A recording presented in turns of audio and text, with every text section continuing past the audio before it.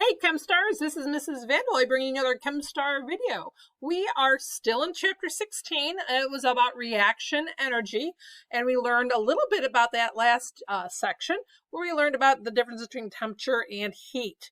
So this section is all about energy transfer varies from reaction to reaction. So we already know that energy transfers from hot to cold. We learned that earlier.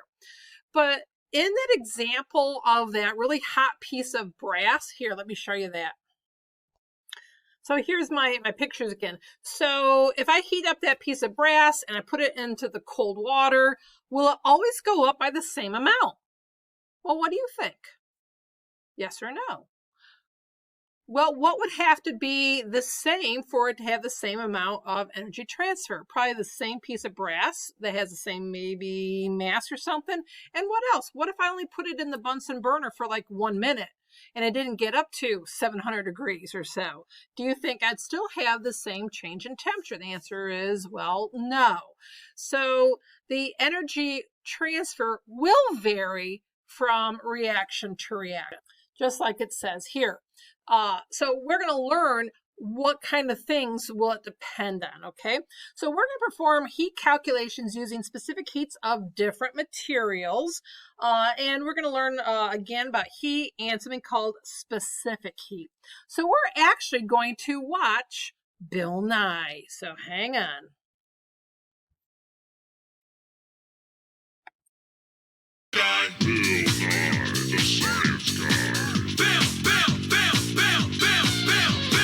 Bill Nye, the science guy. Science guy. The mountains are icy, but they've got motion of molecules. Ha! See, even cold things have heat. Things like snow and icy mountain lakes and glaciers. They've got heat. Anything with molecules has heat. It's just that the molecules in cold things are moving more slowly than the molecules in warm things. You with me? Okay, y'all ready? Sing along. It doesn't matter whether something feels cold or hot. If molecules are moving, it's something all things Everyone! got. You know the words now, sing along. It doesn't matter whether it feels cold or hot. Here's a question. Which has more heat energy? This hot burning match or this beautiful ice sculpture of science? Well, the match is hot, right? The sculpture's cold. Well, they're both made of molecules, right? But which has more molecules? Well, the ice sculpture, a lot more molecules. So although they're much colder than the match, they actually have more heat energy. More molecules, more heat energy. Think of it this way. Suppose you tried to take a burning match and use it to melt the whole ice sculpture. Well, it's not going to happen, right? I mean, the match is going to run out of molecules long before the sculpture. So, more molecules, more heat energy. Ooh, ow, ow. Careful. We broke the swan. All right, so what does heat depend on? What was the main idea between the match and that block of swan ice, all right? Well, Bill made a big point saying that there are more molecules in the ice sculpture than there was in the match, all right? So what does that translate to? It depends on mass, all right? So why did the block of ice have more heat than the burning match? Well, it had more molecules, didn't it? If it had more molecules, it has more mass. Okay, so now what? If the match had the exact same number of molecules as the ice block, all right, so now the masses are equal. All right, now which one would have more heat? Well, I bet it's going to be the match. Why is that? Well, if the masses are equal, then the match has greater temperature, so it has greater heat. So what are we learning about right now? Heat depends on mass, but what else does it depend on? I think we can definitely say that it depends on temperature as well. All right, so really right now, for what we understand, heat depends on both the mass because more molecules, all right, and the temperature. So if the masses are equal, then temperature will also play a part in that, okay? All right, so let's watch another Bill Nye. This is a great day, isn't it? Hey, want to see heat conduction in action? Yeah.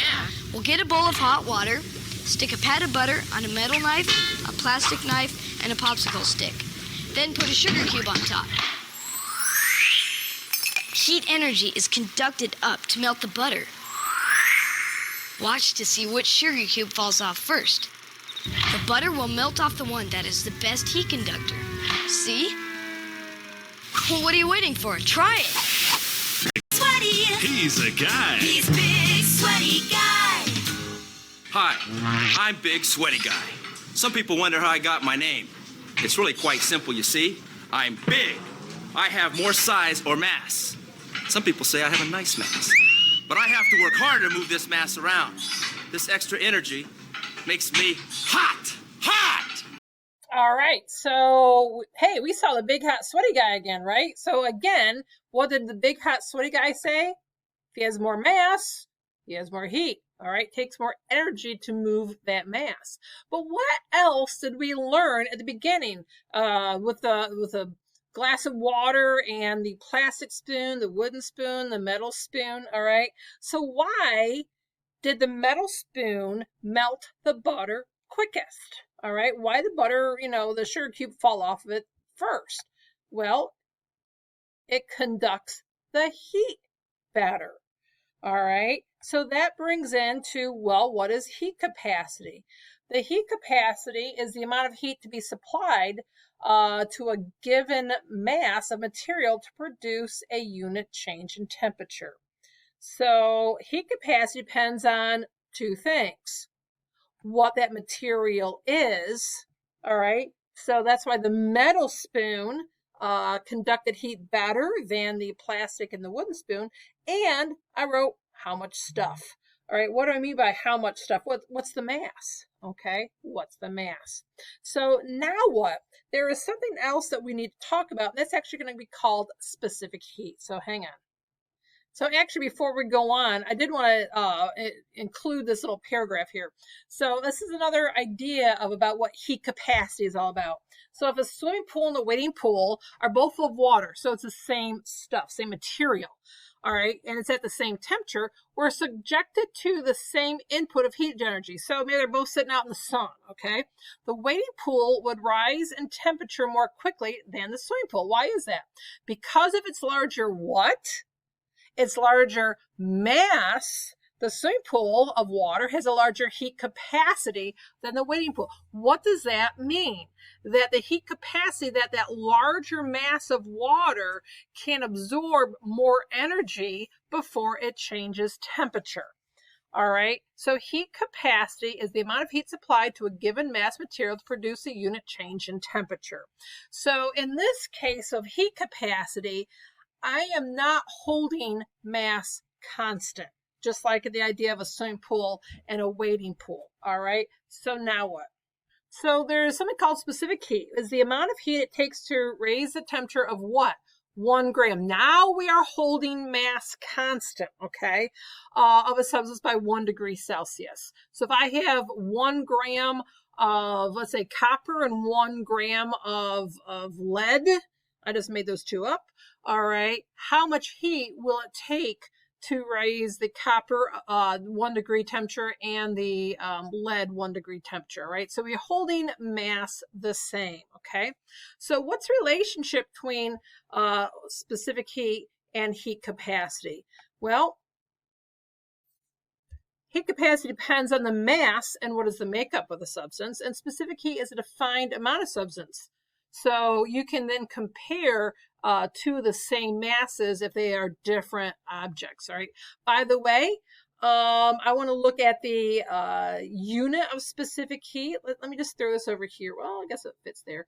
So the unit of specific heat is joules over gram degree Celsius, all right? So what do you notice here? What is the unit of heat flow? Heat is measured in joules. All right, and notice there's joules in here. But remember, it was very specific. We had to have 1 gram of stuff, and it's going to go up by a certain degree. Okay, so that joule All right, we're still going to be talking about heat transfer. All right, but now we are limiting the idea of how much there is, and then what is the change in temperature. And then what can we say? What conclusion can be made about the specific heat of water? All right, it is very high. How do I know this? Because if we look at the picture of the brass and the water, all right, let's go look at that again. The brass most likely is about 700 degrees Celsius. I'm not making that up. All right. So the brass temperature went down by 665 degrees. All right. The temperature of the water only went about 14 degrees.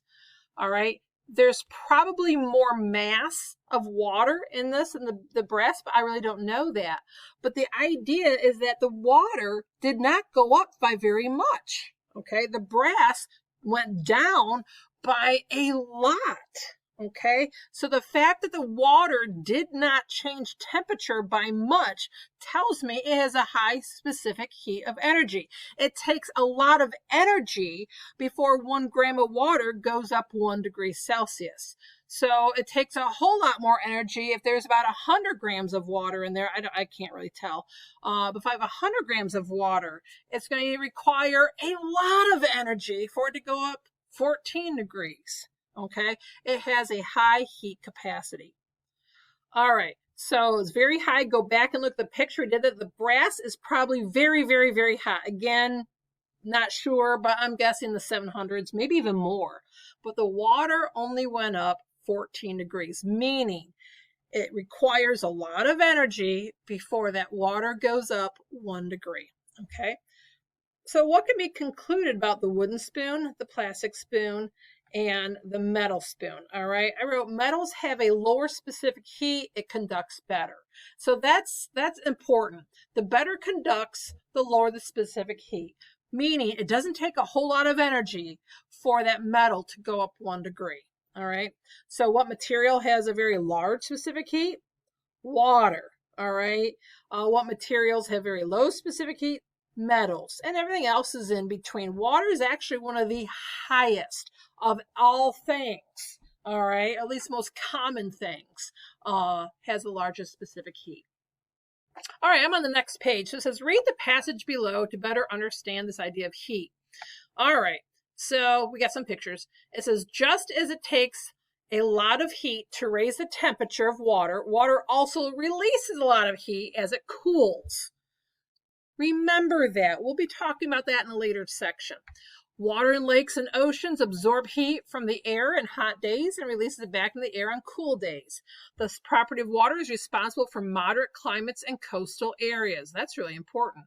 Figure 1 illustrates 2 other common effects associated with a higher specific heat of water. The orange trees in figure 2 have been sprayed with water to protect the fruit from the frost damage during icy weather. As the water freezes, it releases heat. As the water freezes, it releases heat, which helps prevent the fruit from freezing. The water is the system, the fruit is surroundings. We'll talk about that later. The system is releasing energy, and the surrounding is absorbing energy. And we'll talk about what exothermic means in another section. In figure 17.4b, the label of the box of apple pie warns that the filling is hot. When a freshly baked apple pie comes out of the oven, both the filling and the crust are the same temperature. Hot, right? However, the filling, which is mostly water, has a higher specific heat than crust. In order to cool down, the filling must give off a lot of heat. This is why you have to be careful not to burn your tongue when eating that hot apple pie. So certain things are going to cool off quickly, and they have a low specific heat. The things that take a long time to cool off is going to have a high specific heat. All right, so keep that in mind next time you eat that apple pie. Yummy. All right, so let's check this out. We've learned now 3 things. All right, and this is our final idea here. So, excuse me. Heat depends on, well, what's the first thing we learned? All right. We learned that it depends on mass. All right, and it depends on specific heat that we just talked about, And it also depends on the change in temperature. All right. So Q equals mass times specific heat times the change in temperature. All right. So there's my equation. Q equals M times Cp. That's your specific heat at constant pressure times delta T. Okay. Q is the symbol for heat. It's actually more, specifically equal to the quantity of heat. And that's why it's called Q, by the way. All right. So Q is heat. Mass is, or M is mass in grams. Has to be unit of grams. If it's not, you got to convert it to grams.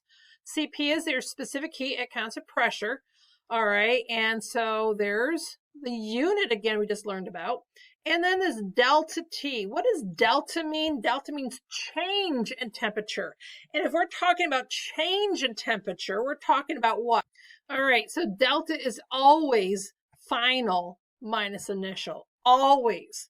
Always. Delta is final minus initial. Okay. All right. Let's answer some questions. Which substance in this chart has the highest specific heat? Well, look at it.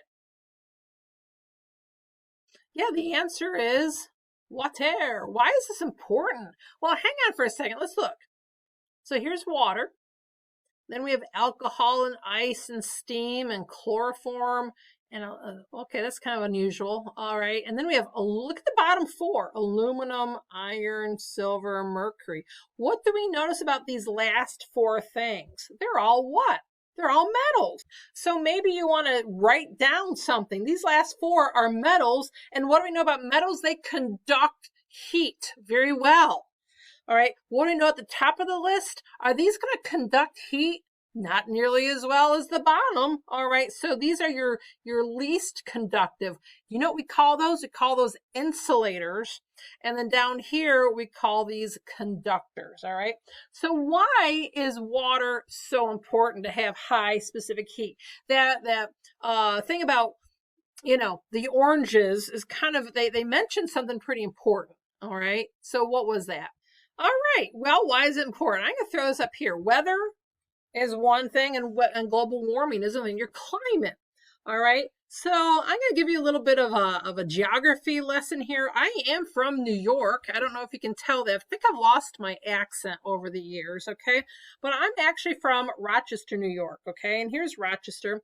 And excuse me, notice this section right here. I don't know how much you are familiar with your geography, but this is one of the 5 Great Lakes. This is going to be Lake Ontario. And yes, I grew up maybe about a mile away from Lake Ontario. I could actually ride my bike down there, okay? In case you're wondering, this is Lake Erie, and that's Ohio borders that. Like, the Cedar Point Amusement Park is on Lake Erie. That's going to be down here. But this is Lake Ontario, pretty big body of water. Our state capital is Albany. I bet you didn't know that. Well, maybe you did. All right. So here is Albany, and Albany is actually on the Hudson River. Okay. And then, as you may know, this little jut out here is New York City, and it is surrounded by the Atlantic Ocean. So why am I telling you this? Because here New York City has the ocean, Rochester has a Great Lake, and Albany has a river. So which one do you think is warmest in the summertime? Albany. If you look at the average temperatures, Albany of those 3 cities is going to be hotter. Which one has the lowest average temperature in the summertime? Well, what do you think? It's going to be New York City. It's more moderate. Why? Because it's surrounded by the ocean. Rochester's in the middle. Well, what about in the wintertime? Which city is the warmest in the wintertime? New York City, because it has that ocean around it. Which one is the coldest in the wintertime? Albany is. Rochester's in the middle. Now you got to be careful. Which city is the snowiest? And that is going to be Rochester. Okay. New York City's, it doesn't get a lot of snow. It does have snowstorms, but not as much as you think, because the ocean keeps it at a higher temperature as a rule. Rochester is going to be a little bit cooler than New York City, but we also have Lake Ontario to give us lake effect snow. We can get a lot of snow up there, okay? Albany gets a fair amount of snow too. I think Rochester gets more. So there's your weather, okay? So it all depends on how big of the body of water. Now, if you are someplace here, like here's Syracuse, about right in through here, there is no body of water near Syracuse. all right, it can get really hot and get really cold. Okay, so it doesn't have that moderating effect that Rochester, New York City has. Global warming is something else because if it has a high specific heat of energy there, it's going to hold on to that heat more. Well, what's in our atmosphere? Do you think that water vapor is in our atmosphere? Yes, it is. All right, and the more water vapor that's in our atmosphere, the more it's going to hold on to that heat. All right, and that can contribute to global warming. All right, it is considered a greenhouse gas, but we've always had water in our atmosphere. It's the carbon dioxide, which is also a greenhouse gas, that is the biggest change in what's comprises of our atmosphere. Okay, so there's a little geography lesson for you. Let's go on to the next page, and you will need a calculator.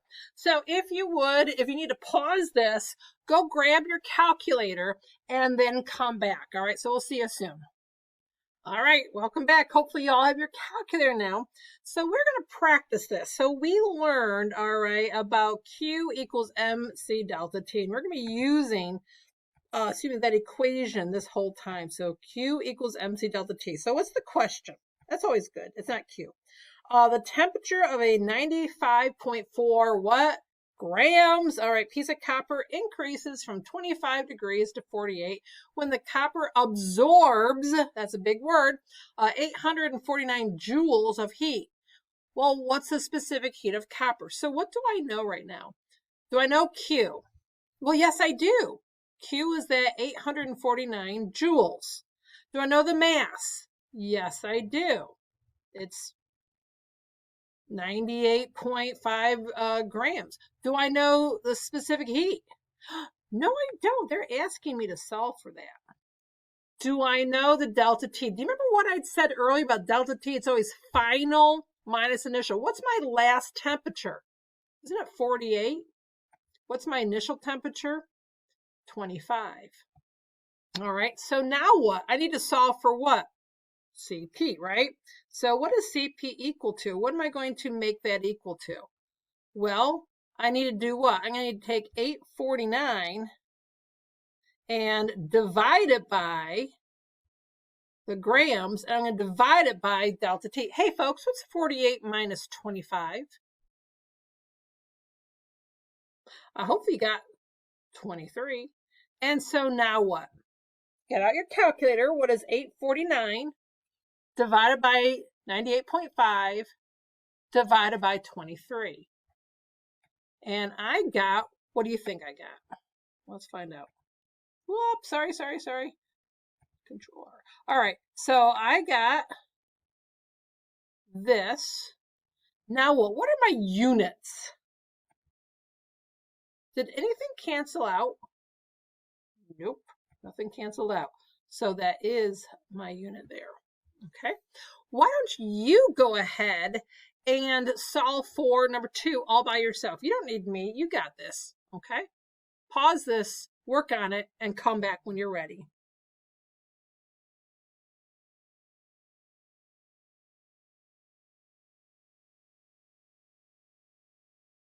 All right, welcome back. Hopefully you got it. So again, Q equals MC delta T. What did we find out? We found out that Q is absorbed 435 joules. I have a mass of 3.4 grams of olive oil. And I do not know the specific heat of olive oil, but I do know the delta T. It went from 21 to 85. All right, it took that much energy, heat, to change the temperature. All right, so then what? Well, what is C equal to? Well, C is equal to, well, I'm going to have to divide, aren't I? 435 joules divided by 34, or 3.4, excuse me, divided by, well, what is 85 minus 21? I got 64. So then this is what I got. Okay, now does this make sense? I don't know about you, but here is copper, which is a metal, and here's olive oil, which is not. All right, so copper has a lower specific heat than olive oil. That makes sense. That means copper is a better conductor of heat, which makes sense. Okay. All right, so why don't you try number 3 all by yourself?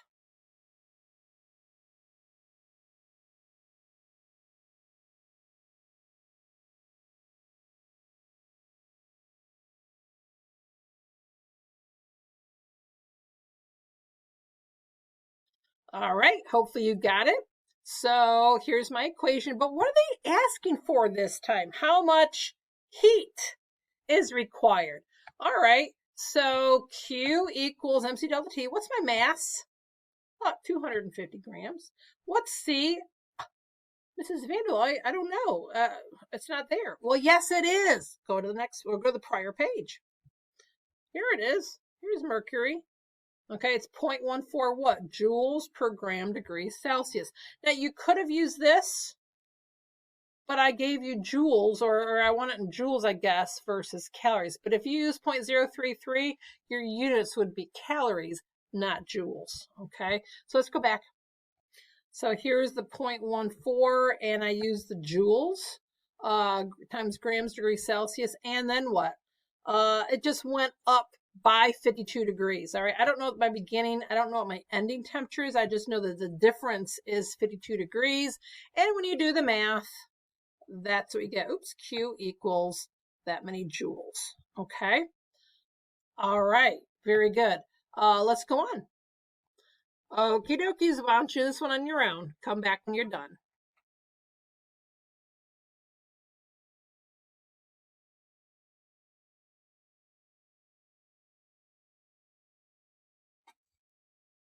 Okie dokies, how much heat in what?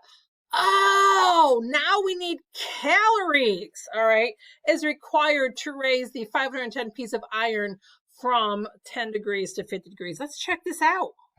So here we have Q equals, okay, 510 grams. Now what? What is the specific heat in what? Calories. Let's go look. I don't want it in joules. I want it in calories. So go down here and it's 0.11 calories.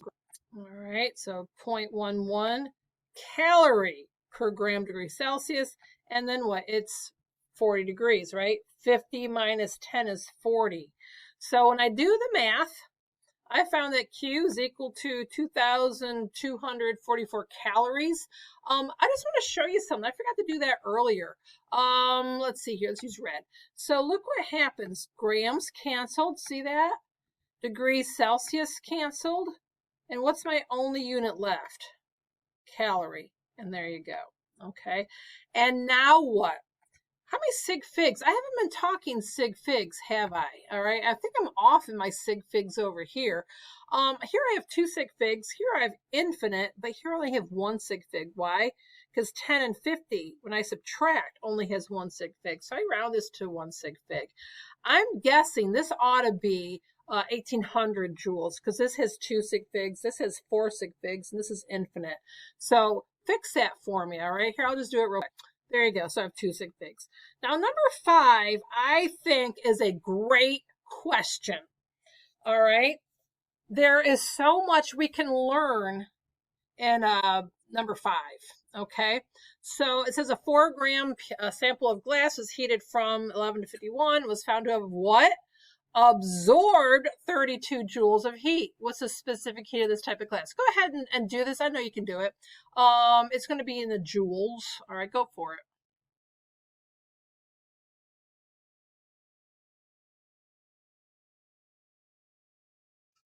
All right, welcome back. Hopefully you got what I got. So 32 joules, positive 32 joules, is equal to 4 times specific heat times 40. I got 0.20 joules per gram degree Celsius. So it's a fairly good conductor of energy, okay, for this particular glass, okay? Now, look what's next. How much energy will a sample of glass release when it goes from 51 down to 27? So notice, when it absorbed energy, its temperature went up. When it releases energy, notice the temperature is going down. Go ahead and do this math right now. See what you get. This is important.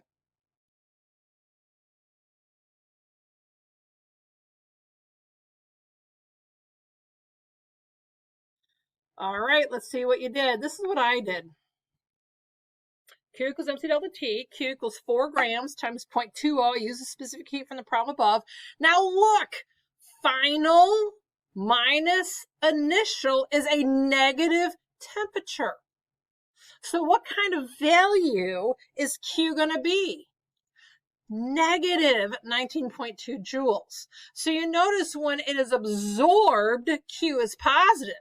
Notice when energy is released, Q is negative. Oh, that is so important. All right, star this, circle this, highlight this. This is big news. All right, so ready? Why? Well, if temperature goes up, final minus initial is a positive number. You have a big number minus a little number. Temperature went up. If temperature goes down, final minus initial is a negative number. My final is smaller than where I started with. All right, so that's going to change that. Will you make sure you have this noted? Do something to make sure you see that this is really important, okay? That the sign of Q tells me if energy is being released or if energy is being absorbed. All right, finally, look at the specific heat of glass and compare that of iron. We'll go on to the prior page and find that of iron. All right, I found it 0.46. All right, so will butter melt faster on this glass spoon or with a metal spoon? Well, look, here's my glass, 0.20. All right, it's going to melt better on glass. Why? Because it has a lower specific heat. Therefore, it takes less energy to raise 1 gram of glass by 1 degree. So its temperature will increase faster. All right, it takes less energy to go up a new temperature, melting the butter. So what is your conclusion about specific heats of plastic and wood? Well, I realize that maybe this isn't a great question. Why? Because the Bill Nye video only showed the metal piece going off, all right? The butter melting on the metal piece. It didn't show anything about the wood or the plastic. So I did this for you. The wood I looked up has a specific heat of 1.5 joules per gram degree Celsius. Of course, it depends on the type of wood, all right? And plastic, I assume polypropylene. There are other plastics out there with different, but your typical plastic spoon is going to be polypropylene, I'll tell you that. And it's 1.9. So what do I have here? I tried to recreate that demo from Bill Nye that we started off with, all right? So here's my wooden spoon. Here's my plastic spoon, all right? So here's my butter. And here's my butter, all right? So which one is the butter going to melt faster with, all right? And this is hot water in here, okay? I've made this hot water. Is it going to melt faster in the wood or is it going to melt faster with the plastic? So what do you think? If you said the wood, you are correct. It's going to melt faster there, okay? Okay, I'm going to do one more thing before we're done. And I'm going to go back to the prior page and look at the chart again, okay? Remember how I kept telling you that what is the relationship between a joule and a calorie? And I kept telling you it's a difference of, or it's a factor of 4.18. Just look here. If you multiply your calorie by 4.18, you get the joules. Well, obviously this looks like, 1 times 4.18 is, but try any of those. So what is 0.5 times 4.18? Well, with 2 sig figs, you get 2.1. Any of these numbers here, multiply by 4.18, you get joules. So when I told you at the beginning of the section that really the only difference between joules and calories is that 4.18, that's what I meant, okay? So I'm going to stop here for this. I know it's like over a half hour long, but hey, you got Bill Nye, you got the sing, you got a geography lesson, you did a little bit of math. This was the big deal, wasn't it, all right? So don't wait to be great, and we'll see you next time. Bye-bye.